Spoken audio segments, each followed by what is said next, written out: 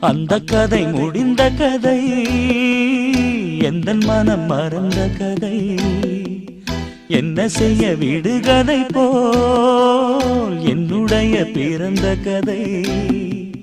காலங்கள் தான் போன பின்னும் காயங்கள் ஆறவில்லையோ, வேதனை தீரவில்லை. சொல்லிவிடு வெள்ளி நிலவே